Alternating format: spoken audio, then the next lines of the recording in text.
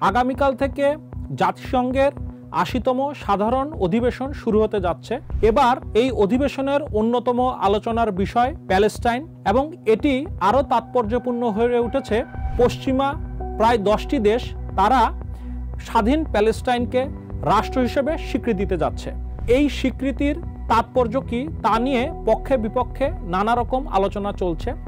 একই সাথে এই প্রশ্ন উঠছে, এই পশ্চিমা দেশগুলোর স্বীকৃতি কি ইসরায়েলের চলমান আগ্রাসন ঠেকাতে সফল হবে? এবং সর্বোপরি যে আগ্রাসন চলছে, যে গণহত্যা চলছে গাজায়, তা কি এই স্বীকৃতি বন্ধ করতে পারবে? স্টার এক্সপ্লেন্সের আজকের পর্বে আমরা এই প্রশ্নগুলোরই উত্তর খোঁজার চেষ্টা করব।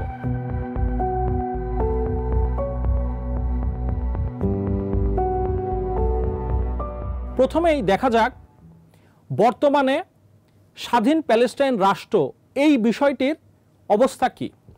আমরা জানি 1988 সালে ইয়াসির আরাফাতের নেতৃত্বাধীন পিএলও তারা স্বাধীন প্যালেস্টাইন রাষ্ট্র ঘোষণা করে, এবং তার পরপরই বিভিন্ন সময়ে মোটামুটি 147টি দেশ, যার মধ্যে বিশেষ করে গ্লোবাল সাউথের দেশগুলি রয়েছে, এই প্যালেস্টাইন স্বাধীন রাষ্ট্রটিকে স্বীকৃতি দিয়েছে। অর্থাৎ আমরা যদি জাতিসংঘের সদস্যগুলোর মধ্যে তাকাই, তাদের 193টার মধ্যে 147টা দেশ, অর্থাৎ অলমোস্ট 76% দেশ তারা কিন্তু প্যালেস্টাইনকে স্বাধীন রাষ্ট্র হিসেবে স্বীকার করে। এবং একই সাথে আমরা যদি জাতিসংঘে প্যালেস্টাইন রাষ্ট্রের স্ট্যাটাসটা দেখি, তাদের কিন্তু একটা পূর্ণাঙ্গ রাষ্ট্র হিসেবে সেখানে স্বীকৃতি নেই, বরং সেখানে তারা একটা অবজারভার স্ট্যাটাস আছে, অর্থাৎ তারা ভোট দিতে পারে না, তারা অংশগ্রহণ করতে পারে। এখন আমাদের মূল প্রশ্নটিতে আসা যাক, এই পশ্চিমা দেশগুলি স্বাধীন প্যালেস্টাইন রাষ্ট্রকে যে স্বীকৃতি দিচ্ছে তার তাৎপর্য কি? আমরা যদি প্রথমেই প্যালেস্টাইনের পররাষ্ট্রমন্ত্রীর কথাটি দেখি, তিনি বলছেন এই স্বীকৃতিটা, এই যে প্যালেস্টিনিয়ানরা দীর্ঘদিন ধরে তারা সংগ্রাম করে আসছে, তাদের যে স্বপ্ন, অর্থাৎ একটা স্বাধীন রাষ্ট্রের যে স্বপ্ন, তারই একটা স্বীকৃতি। এবং এই রাষ্ট্রের যে স্বীকৃতি তাদের এই স্বপ্নকে, তাদের যে সংগ্রামের যে স্পিরিট, সেটাকে ধরে রাখতে, সেটাকে শক্ত করতে আরও বেশি সহায়তা করবে। অর্থাৎ তাদের স্বাধীন প্যালেস্টাইন রাষ্ট্র এবং তাদের মুক্তির যে আকাঙ্ক্ষা, এটাকে আরও জীয়মান রাখতে, আরও শক্তিশালী করতে সহায়তা করবে। এরপরে যে দেশগুলি স্বীকৃতি দিচ্ছে তাদের দিকটি যদি আমরা বিবেচনা করি, তাদের দিক থেকে এই সময়ে যে স্বীকৃতির বিষয়টি, সেটার যে কারণ হিসেবে দেখানো হচ্ছে, তার প্রধানতম বিষয়টি হলো যে এই স্বীকৃতির ফলে ইসরায়েলের যে চলমান গণহত্যার যে পলিসি, সেটাকে তারা এই পশ্চিমা দেশগুলো যে সমর্থন করে না, এবং পশ্চিমা দেশগুলোর এই যে চাপটা, অর্থাৎ ইসরায়েল যাতে এরকম আর ডিভাস্টেশন আর চালাতে না পারে, অর্থাৎ আরও বেশি যে গণহত্যার যে প্রক্রিয়ার কথা ঘোষণা করেছে, বিশেষ করে স্বাধীন কোনো প্যালেস্টাইন রাষ্ট্র হতেই পারবে না এই মর্মে নেতানিয়াহুর যে নতুন অবস্থান, তার যে উগ্র ডানপন্থী যে ক্যাবিনেট মেম্বারদের যে নতুন অবস্থান, সেটাকে ডিসকারেজ করার জন্য, সেটাকে থামানোর জন্যেই এই নতুন করে রাষ্ট্রের স্বীকৃতি দেওয়ার প্রয়োজন বলে মনে করছে এই দেশগুলি। এর পাশাপাশি আরেকটি গুরুত্বপূর্ণ বিষয়ের আলোচনা আসছে, সেটা হলো যে বর্তমানে আমরা দেখেছি যে এই যে তারা স্বীকৃতি দিচ্ছে, এর পিছনে একটা বড় আকারে কাজ করেছে এই ইউরোপিয়ান দেশগুলির যে জনগণ, তাদের ধারাবাহিকভাবে আন্দোলন, তাদের নানা রকমভাবে নানা প্ল্যাটফর্মে নানা রকম নির্যাতন স্বীকার করেও কিন্তু তারা প্যালেস্টাইনের পক্ষে সংগ্রাম করে আসছিল, এবং ওই সংগ্রামের একটা স্বীকৃতি। এবং এর ফলে ওই রাষ্ট্রগুলিতে থাকা বিভিন্ন ইসরায়েলি লবি, যারা এই যে প্যালেস্টাইনের পক্ষে সেসব দেশের জনগণের যে আন্দোলন, সেগুলোকে দমানোর জন্য নানাভাবে রাষ্ট্রীয় ফোর্স প্রয়োগ পর্যন্ত করেছে, সেগুলো কিন্তু দুর্বল হয়ে গেল।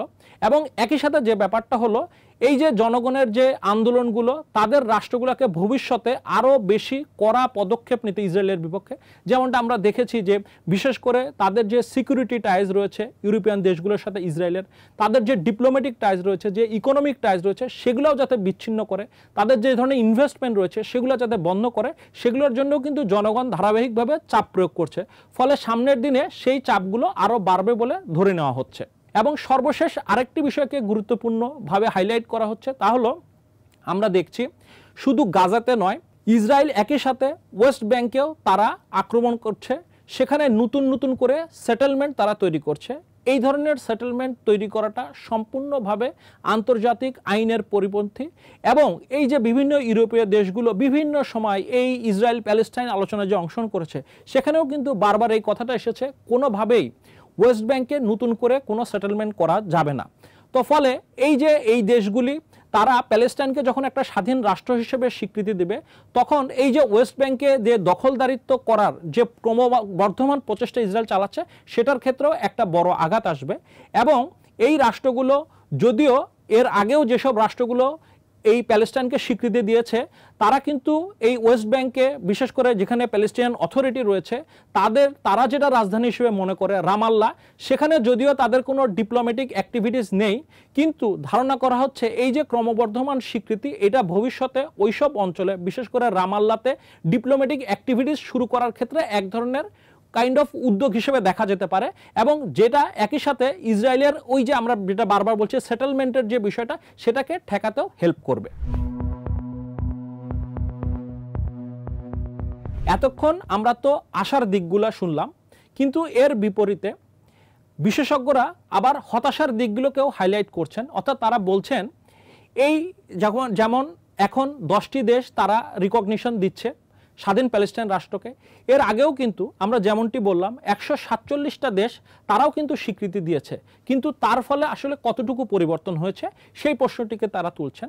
এবং এখানে তারা যে বিষয়গুলোকে প্রধানত হাইলাইট করছেন তার মধ্যে অন্যতম হলো যে যতক্ষণ পর্যন্ত প্যালেস্টাইন তারা জাতিসংঘের একটা পূর্ণাঙ্গ মেম্বার না হয়, অর্থাৎ তাদের পূর্ণাঙ্গ ভোট দেওয়ার ক্ষমতা না পায়, ততক্ষণ পর্যন্ত জাতিসংঘের পরিসরে আন্তর্জাতিক পরিসরে প্যালেস্টাইনের ভূমিকা রাখাটা একটা অনেক কঠিন ব্যাপার। এবং সেখানে যে কথাটি চলে আসে সেটা হলো যে যদি প্যালেস্টাইন জাতিসংঘের একটা পূর্ণাঙ্গ সদস্য হতে চায় তাদেরকে অবশ্যই সিকিউরিটি কাউন্সিল থেকে অনুমোদন পেতে হবে। এবং আমরা ধারাবাহিকভাবে দেখেছি ইসরায়েলের অন্যতম এলাই আমেরিকা কিন্তু ভিটো প্রয়োগ করে তাদের এই সদস্য পদকে বাধাগ্রস্ত করছে।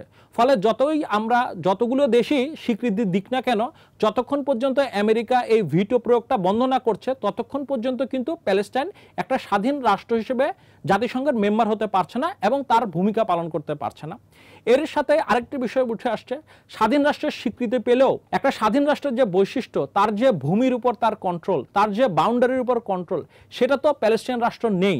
এবং আমরা যদি এখনকার অবস্থাও দেখি তাদের গাজা সম্পূর্ণরূপে নিয়ন্ত্রণ করছে ইসরায়েল, একই সাথে পশ্চিম তীর বা ওয়েস্ট ব্যাংকে সেখানে জর্ডানের সাথে তাদের যে ইন্টারন্যাশনাল বর্ডার আছে সেটাও কিন্তু নিয়ন্ত্রণ করছে ইসরায়েল এবং তারা নতুন নতুন সেখানে আরও জায়গাগুলো দখল করছে। তো ফলে নিজের ভূমির উপর কিন্তু তাদের অথরিটি নেই এবং প্যালেস্টাইন যে অথরিটি, মাহমুদ আব্বাসের যে অথরিটি, তাদেরকেও একরকম কিন্তু ইসরায়েলের কৃপায় চলতে হয়। তো এই পরিস্থিতিতে আসলে স্বাধীন প্যালেস্টাইন রাষ্ট্রের যে স্বীকৃতি কতটা ভূমিকা রাখতে পারে সেই প্রশ্নটি উঠছে। একই সাথে বিশেষজ্ঞরা আরেকটি বিষয়কে বলছেন, এই যে দেশগুলি পশ্চিমা দেশগুলি তারা যে স্বীকৃতি দিচ্ছে এটাকে তারা একটা বড় ধরনের কোনো উদ্যোগ হিসেবে দেখতে চান না। কারণ তারা বলেন যে এখন এই গত অক্টোবরের 7 তারিখের পর থেকে, অর্থাৎ 2023-এর অক্টোবরের 7 তারিখের পর থেকে ইসরায়েল যেভাবে গাজায় গণহত্যা চালিয়েছে, পরবর্তীতে ওয়েস্ট ব্যাংকে তারা যে ধরনের হামলা চালিয়েছে, তা এখন যে একটা চূড়ান্ত পর্যায়ে পৌঁছেছে যেখানে বলা হচ্ছে ওখানে একটা জেনোসাইড সংঘটিত হয়েছে। আমরা দেখেছি সম্প্রতি জাতিসংঘের রিপোর্টে সেখানে স্পষ্টভাবে বলা হয়েছে যে সেখানে জেনোসাইড সংঘটিত হয়েছে। তো এই পর্যায়ে এসে এই রাষ্ট্রগুলোর জাস্ট এই স্বীকৃতি এটা আসলে অত্যন্ত কম এবং এটা তারা জাস্ট করছে যে আসলে কিছুই যে তারা করছে না তা ঢাকতে, তার জনগণের কাছ থেকে লুকাতে তারা এই ধরনের একটা নামকা ওয়াস্তে তারা স্বীকৃতি দিচ্ছে। তারা বরং বলছে এই রাষ্ট্রগুলো সত্যিকারভাবে যদি ইসরায়েলকে ঠেকাতে চাইতো তাহলে তারা আরও অনেক বেশি শক্তিশালী কার্যকর পদক্ষেপ নিতে পারত, যে পদক্ষেপগুলোর মধ্যে হতে পারত ইসরায়েলের সাথে সব ধরনের অর্থনৈতিক, ডিপ্লোম্যাটিক, সিকিউরিটি যে রিলেশন আছে সেগুলো বন্ধ করা, প্রয়োজন বোধে ইউরোপিয়ান দেশগুলো একত্রিত হয়ে গাজা এবং পশ্চিম তীরের শান্তি বজায়ের জন্য সেখানে তারা ফোর্স পাঠাতে পারতো, তারা নো ফ্লাই জোন ঘোষণা করতে পারতো, এরকম আরও অনেক গুরুত্বপূর্ণ কার্যকর ইনিশিয়েটিভ তারা নিতে পারতো। সেগুলি কিন্তু তারা কোনোটাই নেয়নি। এবং সর্বশেষ যে কথাটা বারবার আসছে, এই যে স্বাধীন প্যালেস্টাইন রাষ্ট্র, এই স্বীকৃতির বিষয়টি এমন সময় আসছে যখন ইসরায়েল সম্পূর্ণভাবে একটা স্বাধীন প্যালেস্টাইন রাষ্ট্র হওয়ার যে ধরনের শর্তগুলো রয়েছে সেগুলোকে ধ্বংস করে প্রায় ফেলেছে। সেখানকার জনগণের একটা বৃহৎ অংশকে, তাদের শিশুদের, নারীদের বৃহৎ অংশে তাদের ধ্বংস করেছে। তাদের গুরুত্বপূর্ণ যেসব প্রতিষ্ঠান রয়েছে, তাদের শিক্ষা প্রতিষ্ঠান, তাদের হসপিটাল, তাদের সব ধরনের অ্যাডমিনিস্ট্রেটিভ সেন্টার, সেগুলোকে ধ্বংস করেছে। একই সাথে আমরা বর্তমানে দেখছি ওয়েস্ট ব্যাংকেও কিভাবে ধ্বংস করে দেওয়া হচ্ছে, এবং এগুলোর সবগুলোর মূল উদ্দেশ্য যাতে স্বাধীন প্যালেস্টাইন রাষ্ট্র কোনোভাবেই এটা যাতে কোনো কার্যকর কোনো আইডিয়া হিসেবেই না থাকে। তো ফলে এরকম একটা পরিস্থিতিতে এই স্বীকৃতি আসলে কতটুকু কার্যকর হবে সেটার ব্যাপারে তাদের সন্দিহান। এবং সর্বোপরি সবশেষে এই পক্ষ বিপক্ষের আলোচনা শেষে আমি যে কথাটি বলতে চাই, আমি আশাবাদী, কারণ যত অল্পই হোক না কেন এই যে ধারাবাহিকভাবে প্যালেস্টাইনের পক্ষে যে রিকগনিশন আসছে, সারা পৃথিবীব্যাপী রাষ্ট্রগুলোর জনগণের যে স্বীকৃতি আসছে, তা কিন্তু একই সাথে এই প্যালেস্টাইনের তাদের যে দীর্ঘদিনের আন্দোলন, তাদের যে ন্যায্য দাবি, তাদের প্রতি একটা স্বীকৃতি। একই সাথে হামাস সহ যে যোদ্ধারা ইসরায়েলি আগ্রাসনের বিরুদ্ধে লড়াই করছে, তাদের সেই যে লড়াই সেটারও কিন্তু একটা স্বীকৃতি। এবং এই স্বীকৃতিটা, এই রিকগনিশনটা আসলে দরকার। এবং এই স্বীকৃতিটা এই কারণেই দরকার যে যতদিন পর্যন্ত এই প্যালেস্টাইন রাষ্ট্রের যে স্বপ্ন, এটা যতদিন জায়মান থাকবে ততদিন পর্যন্ত কিন্তু এই লড়াইটা চলবে। এবং এই লড়াইটার এক পর্যায়ে আমি বাকি সারা পৃথিবীর যারা ইসরায়েলের এই আগ্রাসনের বিরোধিতা করছে, প্যালেস্টাইনের সংগ্রামকে সমর্থন করছে, তাদের মতো আমিও আশাবাদী যে একদিন এই প্যালেস্টাইন একটি স্বাধীন রাষ্ট্র হবে, সেখানকার মানুষ একটা স্বাধীন দেশের নাগরিক হিসেবে মুক্ত বাতাসে বাঁচতে পারবে।